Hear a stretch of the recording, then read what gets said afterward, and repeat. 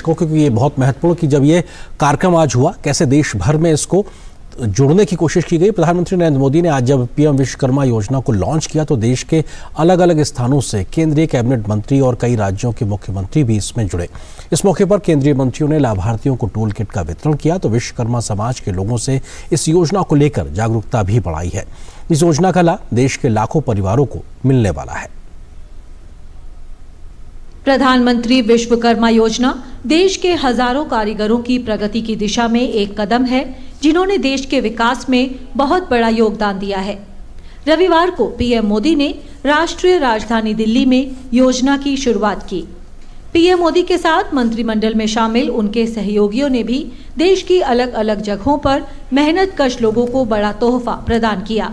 गौरतलब है कि विश्वकर्मा ने अपनी कला के माध्यम से देश की संस्कृति और परंपराओं को संरक्षित करने में स्पष्ट छाप छोड़ी है। विश्वकर्मा योजना पारंपरिक कारीगरों को बाजार में जाने और अपने सामान को लोकप्रिय बनाने में सक्षम बनाएगी।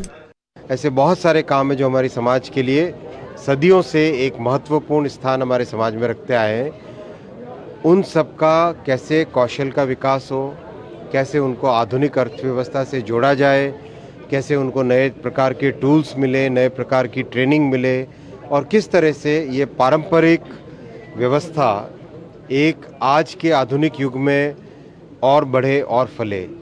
रक्षा मंत्री राजनाथ सिंह लखनऊ में, वहीं सूचना एवं प्रसारण मंत्री शिमला में पीएम विश्वकर्मा योजना के कार्यक्रम में शामिल हुए। पहले की सरकारों ने जो गलती की सो की।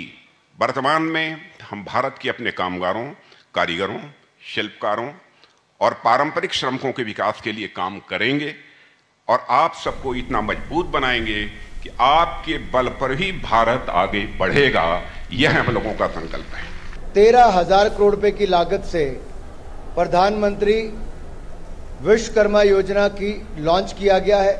ऐसे 18 कामों को गिना गया है जहां पर उनको गुरु शिष्य परंपरा के अनुसार स्किल भी दी जाएगी, उसमें कोई पैसा नहीं लिया जाएगा, मुफ्त में ट्रेनिंग मिलेगी और 3 लाख रुपए तक उनको बगैर किसी गारंटी के ऋण उपलब्ध करवाया जाएगा, मात्र 5% के ब्याज पर।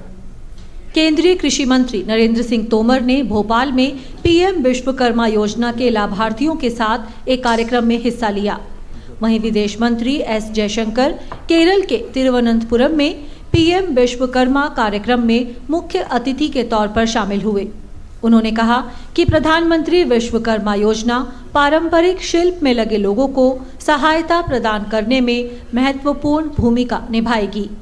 We did an exhibition to which we took all the spouses of the G20 leaders.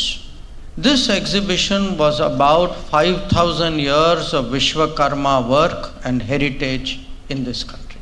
It is the Vishwakarmas who leave the imprint of a culture on history.